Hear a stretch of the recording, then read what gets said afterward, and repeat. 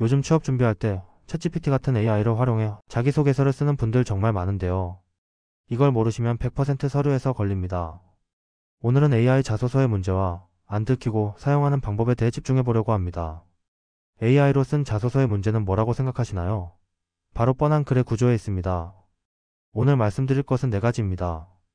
AI 자소서가 들통나는 이유, 인사 담당자가 싫어하는 자소서, 좋은 자소서를 쓰는 방법, 그리고 AI 활용 어떻게 하면 좋을까에 대해서 합격자 100명의 인터뷰를 바탕으로 정리된 내용을 상세히 알려드리겠습니다.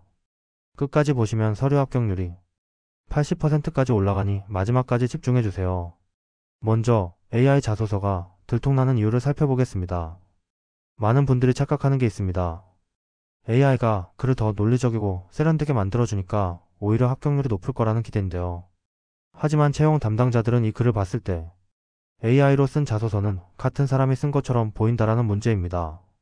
왜냐하면 AI가 쓰는 글은 패턴이 뻔하기 때문이에요. 예를 들어 이런 실수입니다. AI 자소서 예시를 들어볼게요. 저는 대학 시절 마케팅 공모전에 참여하여 팀원들과 협력했고 그 경험을 통해 소통의 중요성을 배웠습니다. 이 경험을 바탕으로 귀사에서도 원활한 협력을 통해 성과를 내겠습니다. 처음 들으면 그럴듯하지만 문제는 너무 평범하고 누구나 쓸 수 있는 이야기라는 겁니다. 그리고 더 큰 문제는 이 구조가 AI가 항상 반복하는 문장 패턴이라는 점이에요. 과거의 경험, 배운 점, 그리고 회사의 적용. 이 공식은 인사 담당자라면 한눈에 알아보는 뻔한 패턴입니다. 게다가 AI는 종종 맥락이 어색한 설정을 끼워 넣습니다. 예를 들어 갑자기 할아버지 이야기라든지 가족 중 누군가가 언급된다든지 같은 뜬금없는 사례를 지어내서 말을 하는데요. 이런 건 오히려 신뢰를 떨어뜨립니다.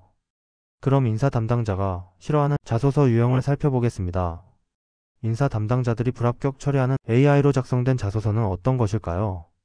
첫 번째, 기업과 오너에 대한 과도한 칭찬입니다. 삼성전자를 예를 들어볼게요. 삼성전자는 최고의 글로벌 기업이기 때문에 지원했습니다. 이재용님의 리더십에 감명을 받아 지원했습니다. 이런 거는 진정성 없고 아부성 멘트로 보이는 그런 글들이죠. 두 번째, 평범하고 예측 가능한 사례입니다. 교환학생을 다녀오며 글로벌 마인드를 키웠습니다. 봉사활동을 통해 나눔의 가치를 배웠습니다. 이런 건 너무 흔해서 차별화가 되지 않습니다. 세 번째, 과장된 셀프 칭찬입니다. 제가 팀을 이끌어 모두 성공으로 이끌었습니다. 제가 맡으면 반드시 최고의 결과가 납니다. 이런 글들은 오히려 신뢰도를 떨어뜨리고 면접에서 바로 검증당합니다. 인사 담당자끼리 이야기를 해보면 AI 자소서의 가장 큰 문제는 면접에서 다 드러난다는 것인데요. 서류는 넘어갈 수 있을지는 몰라도 면접에서 꼬리에 꼬리를 무는 질문을 하면 금방 바닥이 난다는 게 결론입니다. 그러면 좋은 자소서를 쓰는 방법은 무엇이 있을까요? 핵심은 바로 구체적이고 깊이 있는 자기만의 관점입니다. 단순히 이렇게 쓰면 안 되겠죠? 저는 고객 만족을 위해 노력했습니다. 라는 문장을 대신 이렇게 변형할 수 있을 것 같습니다. 저는 20대, 30대 고객들이 어떤 시간대에 가장 많이 방문하는지를 직접 데이터를 수집했습니다.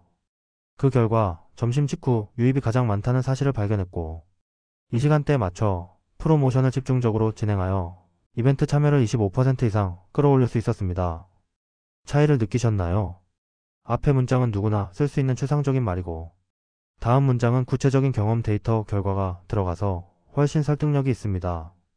또 하나 가장 중요한 것인데요. 일관성입니다. 자소서 전반에 내가 어떤 사람인지 그리고 어떤 캐릭터인지가 드러나야 돼요. 예를 들어 문제 해결에 강한 지원자라고 컨셉을 정했다면 모든 문항에서 이 관점을 유지해야 합니다. AI는 이런 일관성 있는 스토리텔링이 어렵습니다. 자, 그러면은 AI 활용 어떻게 하면 좋을까요? 많은 분들이 그럼 AI를 아예 쓰지 말아야 하나요? 라고 물어보십니다. 정답은 아닙니다.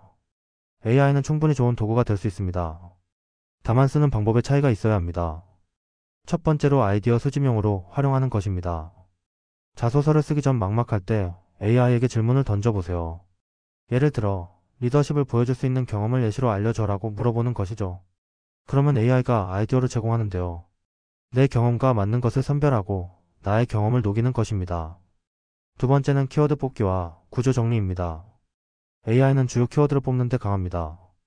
예를 들어 장점과 단점, 그리고 단점을 극복하기 위한 노력이라는 질문을 받으면 AI에게 이 질문의 핵심 포인트를 정리해 달라고 하면 AI가 뼈대를 잡아주는 것이죠. 그 외에 그 구조에 맞춰 내 경험을 채워 넣으면 글이 훨씬 체계적이게 됩니다. 세 번째는 글 다듬기와 문장 매끄럽게 만들기입니다.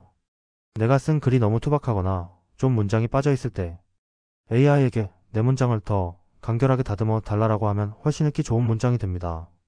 예를 들어서 저는 다양한 팀 프로젝트에서 문제를 해결해 왔고 그 과정에서 협업의 중요성을 깨달을 수 있었습니다. AI로 다듬어 보겠습니다. 여러 팀 프로젝트를 수행하며 문제를 해결했고 그 과정에서 협업의 가치를 깊이 있게 배웠습니다. 같은 내용이지만 훨씬 간결하고 설득력 있게 문장을 다듬어주는 것을 확인할 수 있습니다. 네 번째는 면접 대비용으로 활용하는 것입니다. AI가 쓴 자소서는 결국 면접에서 드러난다고 했죠. 그렇다면 오히려 AI를 활용해 예상 질문을 뽑아 볼 수 있습니다. 예를 들어 이 자소서를 읽은 면접관이 어떤 질문을 할까라고 물어보면 질문 리스트를 만들어 줍니다. 그 질문에 내가 직접 대답해 보면서 면접 대비를 할 수 있습니다. 자, 마지막인데요. AI 특유의 보고서체 그리고 기계적인 느낌이 나는 연결어입니다. AI 자소서의 가장 큰 특징은 논문 느낌이 나는 연결어를 사용하는 것이 특징인데요. 사람이 쓴 것처럼 맥락 있는 전개로 바꿔줘야 합니다. 이건 고정 댓글에 자세히 설명해 두겠습니다.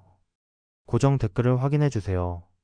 자, AI는 초안 구조와 문장 다듬기 그리고 면접 준비까지는 훌륭한 파트너입니다. 하지만 최종 스토리는 반드시 여러분이 채워야 한다는 점을 꼭 기억해 주세요. AI는 여러분의 경험을 대신 작성해 주지 못하기 때문입니다. 그럼 오늘의 내용을 정리해 보겠습니다. 챗GPT로 쓴 자소서는 생각보다 쉽게 인사 담당자들에게 들통납니다. 글의 구조가 뻔하고 진정성이 부족하기 때문인데요. 반대로 합격 자소서는 구체적이고 차별화된 경험 그리고 일관된 자기 캐릭터를 보여줍니다.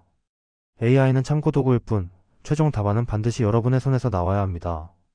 여러분이 쓰는 한 문장 한 단락이 바로 면접의 질문이 되고 최종 합격을 결정합니다. AI로 작성된 초안에 대해서 검토가 필요하거나 자기소개서 작성이 막막하다면 구독과 고정 댓글을 확인해 주세요.